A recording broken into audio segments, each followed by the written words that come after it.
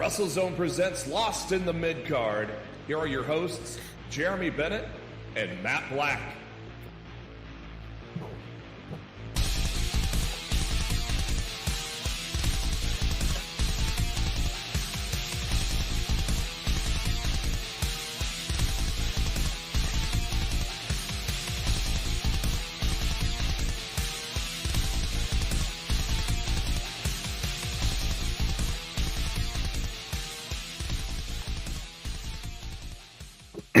Ladies and gentlemen, welcome to the podcast where we should have saw it coming when they named it the TK driver.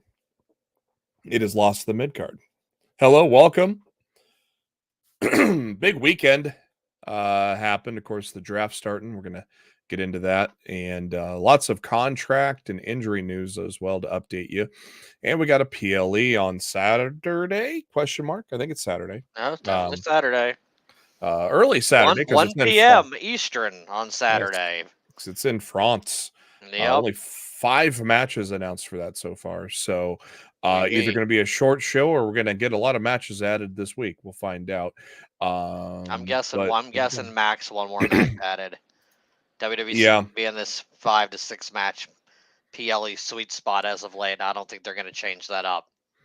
Yeah, we'll have to see what happens there. If you have not done so already, go ahead and subscribe to us on YouTube, WrestleZone, all one word. Hit that bell icon so you know you are notified every time we go live. We go live every Monday night at 7:10 Eastern, 6:10 Central, right before Monday Night Raw. But of course, also all the other videos and stuff that is posted on WrestleZone. Check all that out as well. And give us a thumbs up on our video. Spread out the word, because of course we're a live show, so we want to, get this out to the masses and join us live. Get into the chat as well, and we appreciate everybody that has joined the chat today. Just Ozzy in there right now talking about a new contract, a big contract. We will get to that in a little bit. Of course, the draft happened on Friday. And a lot of non-stories in the draft, but we'll get into those in a little bit. But yeah, there you go. We'll get right to it here. First, follow us on the Twitter. You can follow me on the Twitter at JB Huskers, and as always, my co-host, he is on the Twitter at Raw F Showtime, and is Mr. Matt Black. Matt, how you doing? I'm doing good, man. I mean, since the last time we were here on the air, we have 3 significant title changes. Becky Lynch, new WWE Women's World Champion. You've got Nic Nemeth capturing the AAA Mega Championship at Triple Mania over the weekend. Did he face Del Rio for that? Yes, he faced freaking Del Rio. I'm friends with his agent. I met him in Dallas, WrestleMania 32 weekend, because he's friends with a friend of mine, and we all met up, and so that's how I met him. And so he was actually he had posted photos of that match in Mexico this past weekend. I didn't realize what it was for, but yeah, I did see those. Same title that Kenny Omega held. Yeah, so I saw that on Facebook. Interesting. And can't forget Trick Williams winning the NXT Championship from Ilya Dragunov at Spring Breaking. Whoop that Trick. And title changes is the least interesting thing of the week, and normally title changes can be top stories. That's how much news that has occurred, over the past week. It's crazy. As far as Nemeth goes, I will say I think TNA made a big mistake not putting the belt on him at Rebellion. Yeah. Because then he could be a triple champion right now and be getting a lot more eyes on the TNA brand. I think they screwed up. Especially with the partnership that they have with AAA now. And New Japan. And he holds 2 big titles for both of those companies. But not Impact. I think TNA screwed the pooch at Rebellion. Yeah, it was, normally if it's a slow week, we got to look for 6 to 7 articles to talk about. Today we literally have 3, because one is big, that's got the whole world talking. We got the draft, of course, and then some contract news. Then we got a PLE. So an injury, unfortunately. Yeah, all that's gonna fill the hour pretty much. So yeah, I know for a fact we're not gonna have to stretch this hour. Where it's gonna be We're going to be at 8 o'clock before we know it because we've got a lot to talk about. Yeah, we didn't have to look hard for news this week. There was plenty of it delivered to us on Wednesday and Friday. Frantic World, what's up? Thanks for joining us. Same with Safet. Thanks for joining us as always, guys. Let's get right into the main story. It happened at the end of Dynamite this Wednesday. Of course, the show kicks off with the Elite getting out of their SUV. That SUV drives off and another SUV pulls up from behind. You could very well assume that was Jack Perry, and sure enough, it was. As soon as he steps out of the vehicle, security wants to usher him out. But of course, the EVPs say he's with us. And later on, as Alex Marvez tries to get a scoop, I loved it how everybody just patted him on the back and walked away. That was kind of funny. Like, bless your heart, Marvez. Yeah. Matthew gave him a little bit of a scoop that there is going to be an in-ring segment with Jack Perry and Tony Khan. So after the IWGP Heavyweight Championship match, which was a good one between Moxley and Powerhouse Hobbs, we've got the segment of Jack Perry and Tony Khan. And basically, Jack asking to be reinstated, says all he's ever wanted was to have the best for AEW. And he wants to shake hands and change the world together. They shake hands. They pose for all sides of the ring. And then all of a sudden, Jack gives Tony a gut punch. Oh, no. Tony Khan is taking a bump, Matt. Look out. Look out. And that ain't even the best of it. The Bucks and Kazuchika Okada rush out, acting like, what the fuck, dude? As Matthew and Nicholas are holding Tony in the perfect BTE trigger position, which, you know, they were going to intend to do so, but Kazuchika says, I got a better idea. Gives them the thumbs up, which means let's put the TK driver on TK, which they did, and laid him out. And then finally, referees come out. I guess they assume maybe the Young Bucks were going to be the influence on Jack. I mean, come on, guys, do you watch the product?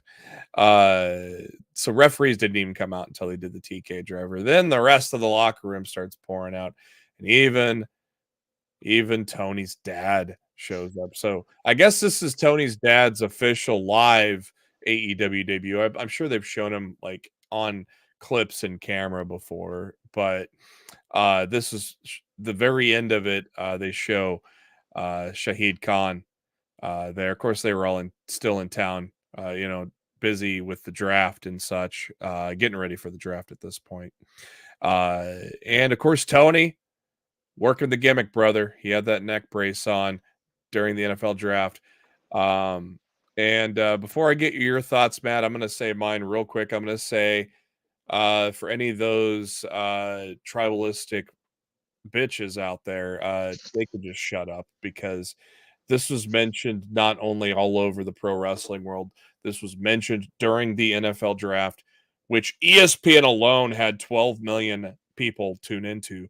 Now, NFL Network is going to be smaller, but you got to assume NFL Network, which is the better draft coverage anyways, pulled in multiple millions of viewers as well. And while ESPN, I don't think mentioned it, NFL Network, Rich Eisen, he definitely mentioned it multiple times. And they showed the war room, Tony sitting there in the neck brace. And also tribalistic marks making fun of Tony Khan getting physically involved. How about we just look at every fucking wrestling promotion in the United States since WWF? An authority figure, an owner, they've gotten involved. This is no different than every other fucking company since the dawn of time. So you can get the fuck out with that take, first off. And then secondly, everybody's talking about it. Mission accomplished. Let's see what the demo does. on Wednesday. Obviously, the viewership, people still hang on to that. I see that in comment sections all over the place. It's like, well, hey, what do we compare WWE's viewership from 5 years ago and see what we get there? It's a different ball game now. So that's completely bullshit. But anyways, I want to see how the demo pulls. I want to see. Obviously, I mean, I didn't look at any social impressions, but I assume that clip was watched a fuck ton of times. But I would say to the whole situation, mission accomplished. Obviously, this top heel faction is going to work. Everybody, Jack Perry, Bray's interested in Jack Perry. Obviously, got Okada in the United States now, and of course, the Young Bucks. And so Kenny and Omega, we're back in Winnipeg this Wednesday. I'm not sure how close Kenny is to being physically cleared. Maybe he'll give us an update on that, but it's going to get real interesting on Wednesday with Kenny Omega in the building as well. Matt, with all that, everything that's happened since Wednesday, what are your thoughts? I mean, you pretty much covered everything. I think it was an entertaining close to the show.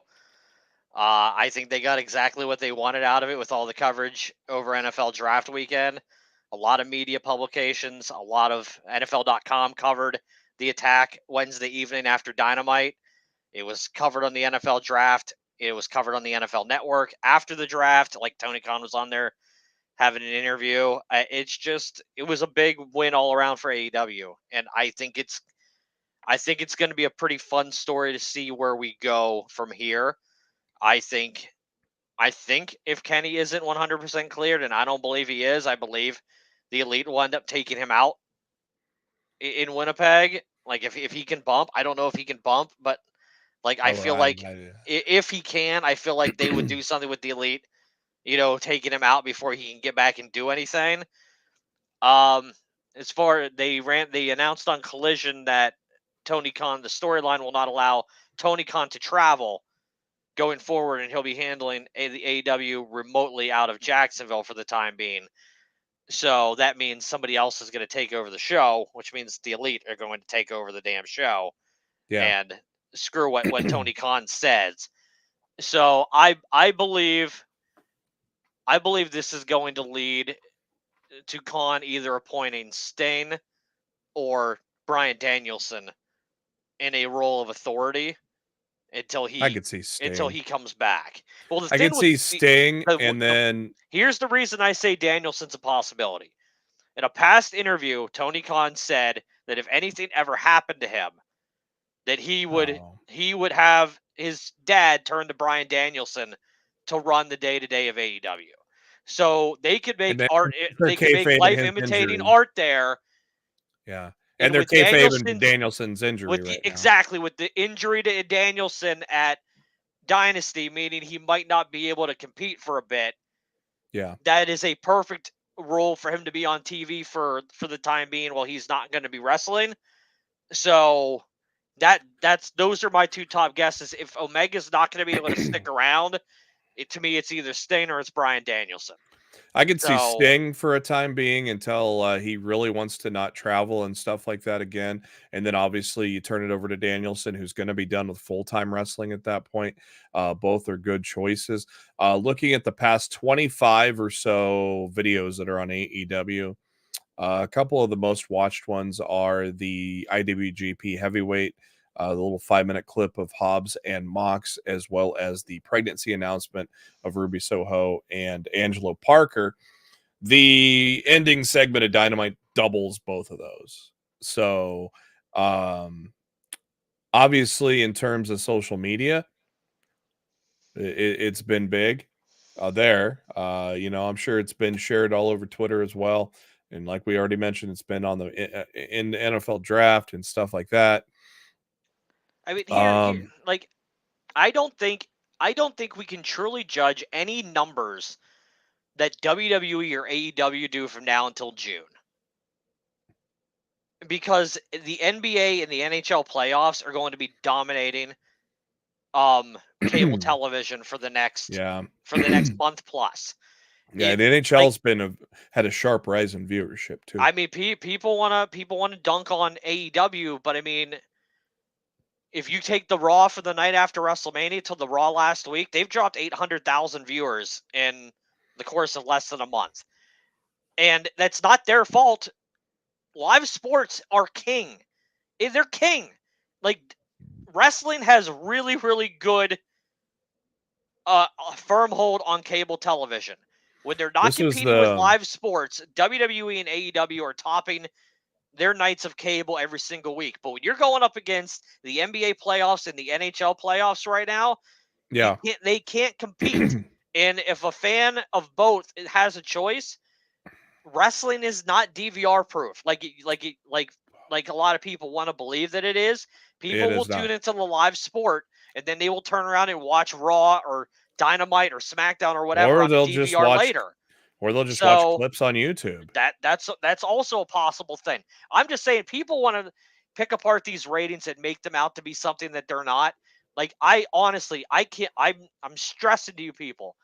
Raw, SmackDown, Dynamite, Collision, all of these ratings that people want to harp on week after week, none of these things can be taken into account until June. Yeah, and Friday. Until the NBA finals and the Stanley Cup are done. Stop looking at these ratings and dwelling on them and allowing them to affect how you felt about the show. If you liked the show or if you hated the show, the rating does not justify your feelings. Your feelings are justified because they are that's your thought process. Don't let Yeah. a day after rating number come out and go, "Oh, well, maybe that show wasn't that good." If you like the show, then you like the show. That number isn't going to change anything. What I'm talking about is not the rating from last week. I'm talking about how it is going to go going forward compared to last week. Obviously, it's lower because SmackDown had the worst viewership in 5-6 months because they were going head to head with night 2 of the NFL draft. Not even night 1. They were going head to head with night 2 of the NFL draft, even though the WWE draft is supposedly supposed to be a big show every year, even though it's been shit under Vince over the last 5 years. It was borderline. We'll get into that later. But this was the worst SmackDown since last year. This is the worst. So this is basically was the worst viewed SmackDown of the year, and it's solely because they went against the NFL draft rounds 2 and 3, and they also went up against the NBA playoffs as well. Yeah, and like in the NHL playoffs, there was a lot of competition for eyeballs on Friday night. And Dynamite did I think it was 673 rating, 673K on Wednesday. They went up against the NHL playoffs. They went up against the NBA playoffs. And because of the NHL playoffs, they were live coast to coast, which also screws up the overall ratings figures because who's sitting down at 5 o'clock in the afternoon in California to watch Dynamite? It just, I don't foresee a lot of people actually, going out of their way to do that unless you're like a diehard. So, I mean, it's just going to affect things across the board. People don't even show up for a 7 p.m. Pacific game until 8 p.m. Pacific. So what do you, they ain't going to show up for, well, maybe that's because they are watching it at 5 Pacific. I don't know. Let's go to the chat here. Let's go back up to 617. Bob Coaster. A lot of people talking. Bob Coaster 617. Is Tony the face here? Well, obviously, because the Elite have been heels. Nicholas and Matthew have been heels. And, of course, Kazuchika's a heel. And Jack Perry, yeah. Tony's the face here. Who does he get to fight his battle? Obviously, Kenny Omega. I think a returning Hangman's going to be a part of this. And then maybe a Daniel Garcia. I still think when Hangman comes back, he's going to be busy with Swerve. Okay. I don't think he's going to be involved in this at all. Omega can get Ibushi, obviously. That's an obvious one. If he's healthy. Ibushi needs to get healthy. I was going to say Ibushi needs to get healthy first. You could get a Daniel Garcia. It's going to be interesting to see. Andrea, hello. Thanks for joining us. Let's see here. I love the moment on Dynamite and Tony Khan having on a neck brace during. Yeah, see, I mean, a lot of people cracked up, and obviously NFL Network brought it up, and it was fun. Yeah, the old go back there to Ozzy on 620 there. Even Tony Khan taught. Yeah, I don't know about the Weinstein comment. I think that was maybe not necessary, but that got people talking too. Yeah, I don't think the shot was necessary, but no, whatever. No. That was You not know, a it's good just gonna comment. fan the flames of the idiots online that want to fight with each other. And that's not me because I love everything and I don't freaking care. So Mark Cho at 622. Talk about the graphic that fooled everyone. Yeah, I guess Mark Cho had posted a graphic of Tony in a neck brace, and some people were actually sharing that, the which is next kind of funny. day, I woke up the next day Yeah. and it was all over social media to the point where Fightful had on the Fightful account tweeted it out, proclaiming it to be real, and quickly had to take it down. Like everybody was posting this graphic that Marcho made on Wednesday night. So yeah, if you guys Uh, saw the Tony Khan neck brace thing in the Jaguars office floating around the internet, this guy made it. yeah. So get props out to Mark Cho for really fooling the internet last week. It was very, very entertaining. Bob Coaster, Mega said in Twitch he can't bump. I believe it. I don't think he's even close right The now. only thing I would say is Omega's a hell of a worker, and I wouldn't be surprised if he's working people, and maybe he is good to go. I don't think he is, but it would be a very Kenny Omega thing to do to lower people's expectations that he's not ready to go, but he Yeah, really is. makes sense. Oh, So much like Adam Cole standing up at the pay per yeah, view. so yeah, who know? We'll know more on Wednesday. 625 here, When it Frantic. comes to Omega. 625 here, Frantic World. I really want AEW to have a brand split / draft. Frantic World, they actually do kind of have a brand split. It's a soft one. You see Very, some very people, soft. yeah, you see some people only on Collision. You see some people only on Dynamite.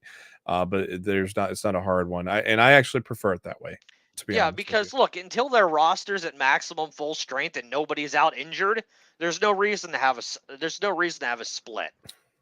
I don't agree with the idea of having a split. I don't think it's necessary. Steven Chambers, 627, might set up a blood and guts with TK's team against Elite and Hangman. I don't know about Hangman, but I could see this being a blood and guts, maybe 4-on-4.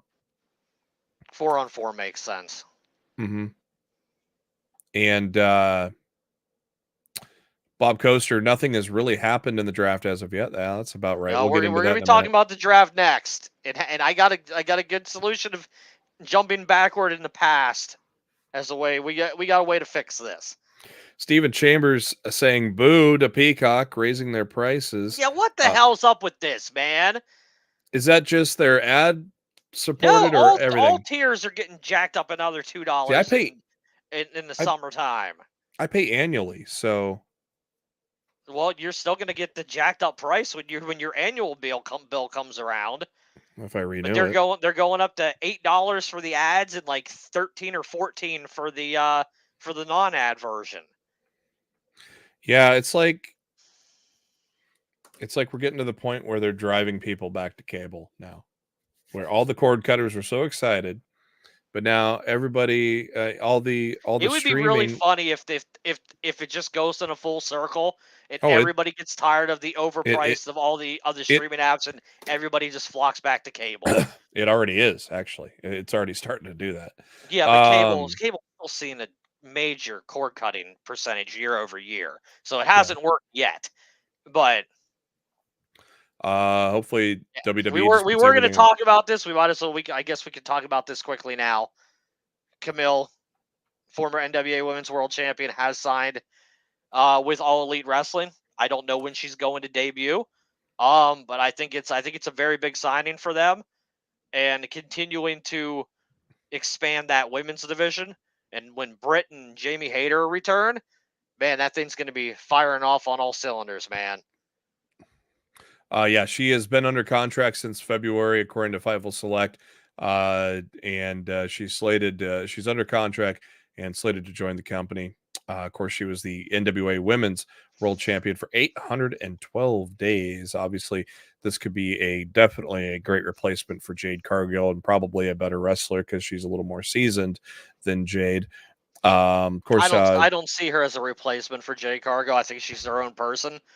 yeah. But I definitely think she's going to make a mark on that division relatively quickly whenever they want to put her out there. Moving on to the next topic. I think we're done with Tony for now. Let's go on to the next one here. Friday on SmackDown started the WWE Draft, as has been customary mostly every year since they've been reintroduced the brand split.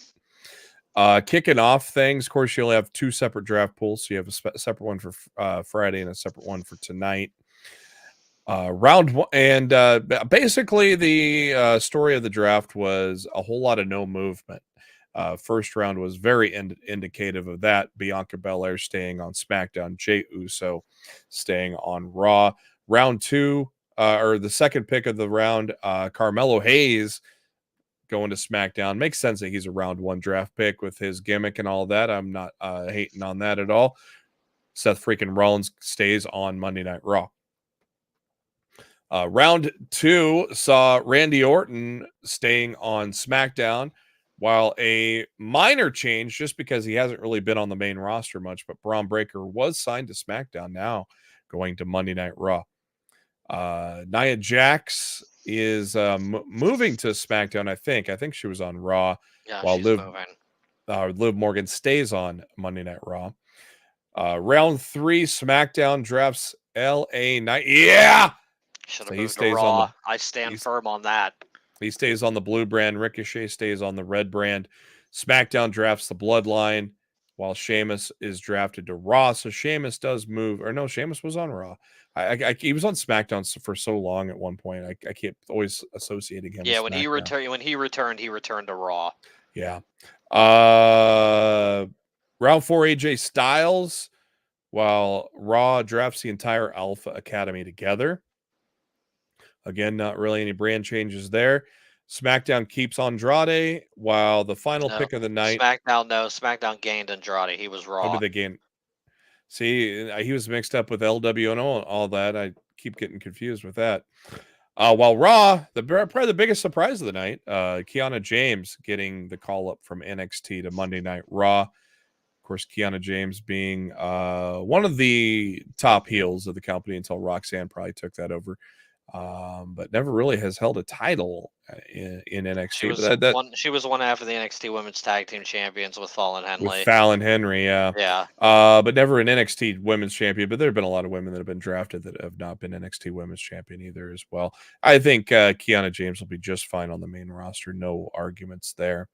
And then supplemental picks that dropped later on included, where'd it go? The biggest one was Baron Corbin going to SmackDown. So obviously the plan is not to continue with that tag team with a Braun Breaker, which I think is a mistake. Yeah, me too. Well, definitely for Corbin. I mean, I don't know if it's a mistake for Braun, but it's definitely a mistake for Corbin. Yeah, it'll because I mean Braun's being booked in 9-second squash matches right now, so yep. It is not like he's gonna be hurting for anything right there. Isla Dawn and Alba Fire go to Monday Night Raw. The OC is going to SmackDown along with Cedric Alexander and Ashanti the Adonis. Shayna Baszler, Zoe Stark stay on Raw along with Ivar. So, again, the supplemental, basically just Baron Corbin was the big thing there. Steven Chambers in the chat, bring back the Lone Wolf gimmick. They've been teasing it a lot, but I wouldn't mind it at all. I thought it was a very good gimmick on NXT that they then, of course, we went with the old corporate Corbin, which really ran its course for way too long. But before I get into how WWE can fix this draft next year and save us a whole lot of boring drafting things, I love this idea from Frantic World. Introduce Camille as Mercedes' bodyguard. Little Diesel Shawn Michaels. Yes, at Double or Nothing. That is a brilliant introduction for her because Mercedes paid her to be her muscle. I love that idea. I want that to happen badly now. I don't know if it's going to, but I absolutely adore that idea. As far as the WWE draft goes, let's not even talk supplemental. On SmackDown, only 5 people changed brands. We had 4 rounds, and only 5 people moved. So here's what WWE needs to do next year. They need They need to change the format of this draft, and they need to go back to a formula that they used several years ago that actually worked out relatively well. Let's say you want to move 5 people on SmackDown, JB. This is how you do it. You have 5 matches that night. They're all Raw versus SmackDown matches. If a Raw guy wins, then they get a slot machine on the Tron of everybody from SmackDown and everybody from NXT, and they get a random pick from the brand. If SmackDown wins, you have the Raw brand and the NXT brand combined for the same thing. So you have 5 matches. Every match on the show matters because they all have stakes. And every piece of the draft means something because every single person in that draft is actually moving to another brand. So instead of just, I'm drafting this person to keep them here and I'm drafting this person to keep him there, no, every single thing of the draft matters. And if it's somebody that's not overwhelming, like why was this guy drafted? Well, it was random. That's why this person got drafted. They were a first-round pick, but this was a first-round pick, but it was because it was randomly selected. Like, they can explain everything away by going back to this format, and I really hope they go back to the drawing board for the 2025 WWE Draft and they re-implement this format because I think it would make the overall draft so much more exciting than what we have right now. Yeah, I don't know about the randomness part of it, but I wouldn't mind I think matches. the randomness of it is perfect because we get a lot of picks on those nights, and you look at the order and you're like, why was this person drafted in round 3 when they should have been a first-round pick? Then you don't have to worry about that. You don't have to worry about that logic anymore if everybody is selected it perceivably at random. Obviously, it's not random, but if they claim to you that it is, it makes more logical sense on who's being moved where. Yeah, it saves them from, I mean, I don't know who all wasn't drafted on Friday's pool, but I don't know. There's a lot of people to be drafted tonight. I'm hoping we see more movement. I'm hoping WWE takes the feedback they got on Friday, and I hope they take it to heart. I hope we see a lot of movement between the Raw and SmackDown rosters tonight on Raw. And I hope they do something more for NXT than, hey, NXT roster, sit here in the ring for 2 hours surrounded by fans for only Kiana James to be drafted out.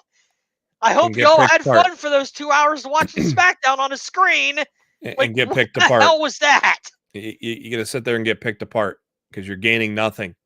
Ugh, yeah. I don't know. I kind of like the importance of who's getting drafted where. It's just they got to actually have that matter.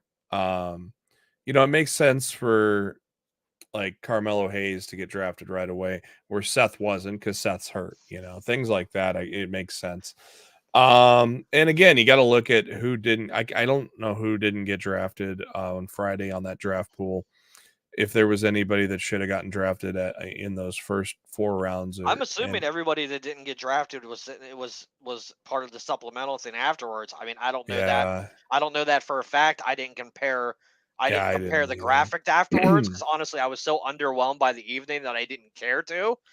And maybe if I was a little more excited about how the draft turned out after SmackDown was over, maybe I would have been more invested to try to, dig in and figure out that information. There definitely needs to be a little more thought put together on it because obviously those war rooms are just random legends that have nothing to do with their brands outside of Teddy was a SmackDown general manager. It really didn't make any freaking sense whatsoever. I mean, JBL was mostly on SmackDown for his career, yet he's in the Raw war room. Yeah, it did. Yeah. I get what they were trying to do, but it didn't make it any more entertaining than it has been the last few years. It was still new era, old era. It didn't matter. This was still a boring ass draft, and they need to course correct for 2025. And I really and truly hope that they do. Yeah, and I assume giving Triple H a year to think about it's going to do that, even though obviously that's what I'm hoping for because he really hasn't had the time to. The draft is probably well in the back burner of his mind on things to radically change since taking over. Obviously, One thing at a the time. Rumble and Yeah. WrestleMania and long-term storylines, a lot of things way ahead of what we're going to do with the draft. Let's just put the draft on. Let's put some legends we haven't seen on TV in a while on, or some that were just there, or some that are already there. You know, that was perfectly fine. I mean, Teddy Long announcing that tag match for WrestleMania Backlash was great. I am very happy. My prediction of Randy Orton and Kevin Owens continuing as a tag team is going to happen. I honestly think they're going to probably dethrone Waller and Theory down the road before someone turns on someone. And so I think that plan is well into motion. The pop of when Randy Orton saved KO was great. I don't know, man. I don't know how. I don't know how you keep them strong and have like Tama Tonga lose his debut match unless Solo gets pinned. Solo could get pinned, but I mean, They're not. Look, we're gonna be talking about Backlash before we go off yeah, the air here, but they're not losing, and I'll tell you it's why they're probably gonna not be a losing. D. It's because it's gonna probably be a DQ of somebody debuting, is my guess. But I don't think it'll be a DQ, but I definitely think someone's debuting. yeah, somebody's definitely debuting in France. Let's move on to some injury and contract news. We already covered Camille, but first let's talk the injury news. And early indications are that Julia Hart will require surgery on her several injury problems, which was, we knew this ahead of time going in, which was no surprise to us that she only went 6 minutes with Willow Nightingale at Dynasty. There is indication that she will have surgery and is not planned for television going forward. Will Hobbs was injured, as reported by Brian Alvarez of the Wrestling Observer during his match with John Moxley for the IWGP Heavyweight Championship. Significant injury and not back anytime soon either. So unfortunate for Hobbs after the big main event against Moxley. No word on what that injury is, but they say It's 100% a knee injury. Oh, okay. I don't know the extent of it, but based on what Alvarez said last week and based what Fightful followed up with over the weekend, it does not sound good. It does not sound good at all. I feel terrible for that guy because he had such a big moment with that title match, and for it to end the way it did because of the injury, it sucks, man. It makes sense now. I'm so tired of people in WWE and AEW getting injured. I hate injuries so much. They makes sense. Fuck, it sucks. It makes sense now why Don Callis might have been eyeballing Trent on Rampage. Well, they're eventually going to lose Kyle and Ospreay too, so he's going to have to refill that family. I wouldn't you know damn well when Mark Davis comes back, United Empire's reforming. I wouldn't say Ospreay was ever in the family. He is in the family. He's been in the family since like mid last year, dude. Yeah, but he's going to admit it. He's going to be out of it sooner rather than later. Yeah, he's definitely pulling. You could tell on Collision, he's definitely working on pulling Kyle out of there, and of course Mark Davis once he comes back. Yeah, I feel like once Mark Davis returns, they're all going to bolt out of that, and they're going to do the United Empire and AEW, and I think that's going to be awesome. Yeah, and I'm enjoying the Trent heel turn. I was a little surprised. I thought maybe Chuck was going to pull an okey doke and get Orange in the parking lot and screw him. But I was expecting when Chuck told Orange not to get involved, I thought it was going to backfire on Chuck because I thought Danhausen was going to pop up and turn heel and side with Trent. Yeah. In this and take down Chuck, because that would have been a perfect way to bring Danhausen back to TV. Yeah. Unfortunately, they didn't take it. So that was a good parking lot brawl, though. That was a good rampage. Dude, that was nuts. That was a good rampage. I thought Collision and Rampage kicked all kinds of ass on the Saturday night. I really enjoyed it. Deanna and dude, they beat the Thunder. Deanna and Thunder Rosa beat the shit out of each other. That match was awesome. That was damn good. Drew McIntyre staying with WWE as expected. Of course, my first inkling was he was going to leave, but as time grew on, fast forward about 6 months later to today, I fully expected him to re-sign, and he did. Great gesture by The Rock, sending him a Claymore, Scottish Claymore. I thought that was a pretty cool gesture by The Rock, to be honest with you. And Drew, you could tell Drew appreciated it as well. Big money deal according to Fightful and multi-year. So I'm assuming they are throwing a lot of money at their superstars, and I'm going to assume this is probably a 5-year deal. I If I'm going to guess. believe PW Insider said 3-year deal. I'm not 100% sure on that. Don't quote me or You know, don't 3 credit is them if multi. I'm wrong. I feel like they said 3 years. So All right, let's move on to Saturday in France. Backlash. At least they got rid of WrestleMania from the title because I thought that was stupid. But from Lyon, France, we've got Backlash. As Matt said earlier, this is a 1 o'clock Eastern pay-per-view or PLE, whatever country you want to talk about. 1 o'clock Eastern. yeah, Noon Central. PW Insiders reporting to 3-year. I wanted to go back and double check that because I didn't want to improperly credit them if that wasn't coming from them, but it was. So Only 5 matches on the card. They're probably going to keep this right at about the 3-hour mark, as Matt said. They'll probably only add one more match. So let's just kick things off of what we just talked about, Matt. Kevin Owens, Randy Orton taking on the Bloodline, and this is obviously going to be the debut of Jacob Fatu. I call it a DQ. You're saying that it's just going to be a flat-out win for the Bloodline? yeah, I believe it's a flat-out win for the Bloodline. As long as Jacob Fatu has a visa, I mean, I see no reason. Like, I don't know. I don't know what his overseas wrestling schedule has looked like, and that's something I guess I'll have to look deeper into this week. But I mean, if he's got a visa, I see no reason why Jacob Fatu doesn't debut here, and they're going to continue the Bloodline tradition of somebody debuting in a hoodie.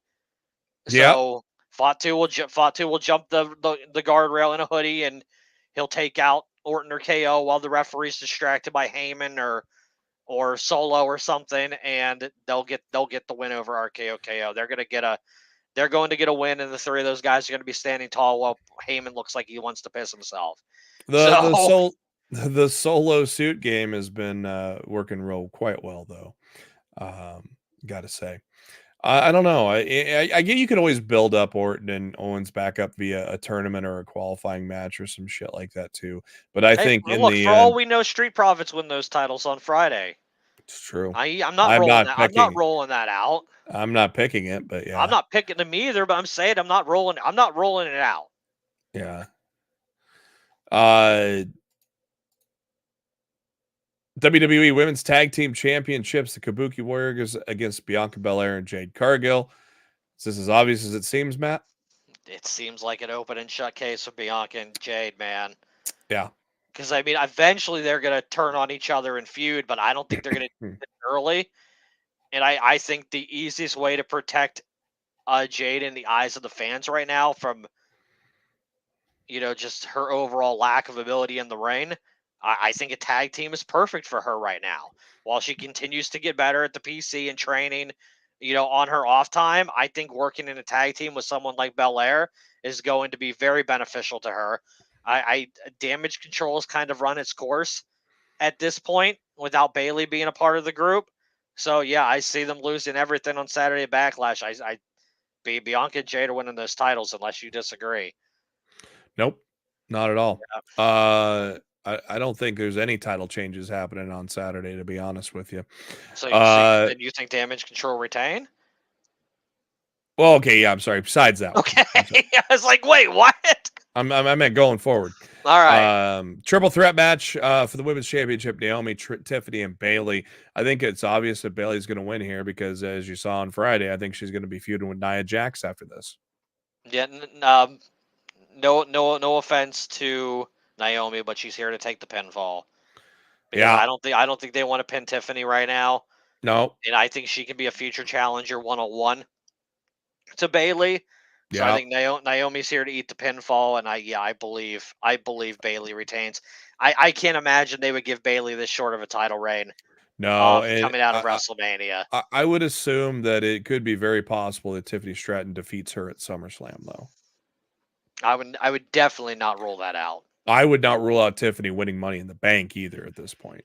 I think Tiffany is the perfect selection to win Money in the Bank. Shit, you could get a pink briefcase, put fucking jewels on that. And I think she could do some really cool shit off the top of the ladder too. Because Ooh, she's not afraid to take some crazy risks with the stuff that she does. I think we could. Yeah. I think that could be a very fun match with Tiffany involved. As much as I would love to see a title change here, I just find it hard for Damian Priest to lose to Jey Uso. I would love to see Jey Uso as a world heavyweight champion, man. The man's deserved it, man. Main event, everything like that. I just find it hard to find a situation that has Priest lose this soon, unless for some reason the entire with Mommy gone, Judgment Day throws a mutiny on him. That's a Hail Mary. Yeah, that's a 10% chancer. But I want to see Jey Uso as WWE World Heavyweight Champion just to see what he can do with it. Right. But I think it's too soon to take the title off of Priest.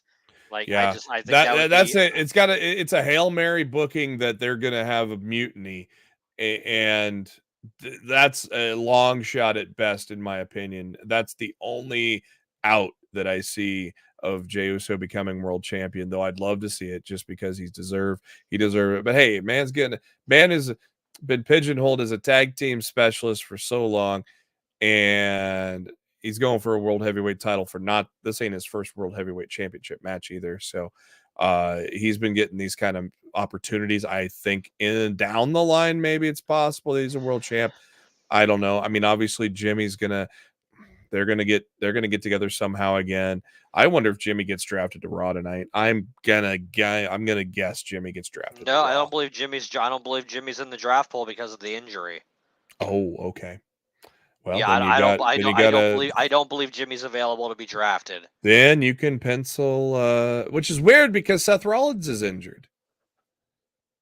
But Seth, I think they believe Seth will be back quicker than Jimmy will be back. And the main event probably. Andy confirmed Jimmy isn't eligible. I purposely have not looked at the pool because I just want to kind of be a little more surprised when I watch the draft tonight. Man, this is gonna be a damn good match right here. The main event's gonna be a show stealer. AJ Styles, Cody Rhodes. Man, I'm excited for this. Obviously, Cody's gonna win, but man, see AJ back in that title picture again, and plus just AJ, he fought Dusty for the NWA Heavyweight Championship way back, I think 2007, if I remember correctly. A lot of good history into this, and right now it's based on respect. There hasn't really been any dubious things, but I think AJ is going to make it personal come Friday, leading up to Backlash. I think there's going to be a little something to add some spice to this match, but this is probably the match I'm looking forward to the most, just because I think it's going to be the match of the night, and of course Cody goes out on top. There's no way Cody loses this match. Do you believe the rumblings at Rock might be SummerSlam with Cody? No, absolutely not. It's starting to pick up. No, he's not even done with his filming of the Smashing Man until the beginning of August. Looking forward to this week. That's the name of the movie. So he's not going to be ready. He's not going to be in shape to do it. Looking forward to this week. All I see for Dynamite is Kenny Omega returns. Mariah May's taking on Serena Deeb, and we will find out who Swerve's challenger is at Double or Nothing, who Matt has an inkling on. There was I believe the Elite are going to put Jack Perry on the spot to take on Swerve at Double or Nothing. I really do. And you got the House of Black answering Adam Copeland's TNT Open Challenge. Oh, we just don't know who's doing it. Yeah, but we don't know which one it's going to be. Chris Jericho's defending the FTW Championship against Katsuyori Shibata. So Yeah, we got Rampage on right after. It's another 3-hour block. They just did a AEW poor this job week, of so they that just should did be not fun. do they just did not do a singular graphic, so it was hard to pull everything off of social media. And Monday Night Raw, of course, the draft. Logan Paul returns, and Jey Uso and Ricochet take on, and Andrade. Jey Uso, Andrade, and Ricochet take on the Judgment Day. Any NXT people, real quick? What do you mean NXT people? NXT draft surprises. Oh, Dragunov, 100%. I don't know. Yeah. I don't know about anybody else, but absolutely Dragunov gets drafted tonight. There's going to be a surprise that makes us wonder, kind of like Kiana James. I cannot think of it off the top of my head, but Monday Night Raw is on, and Logan Paul is coming out of his car. So thank you for tuning in to Lost in the Midcard. Have a good week. We'll see you back next week as we react to Backlash and the rest of the draft.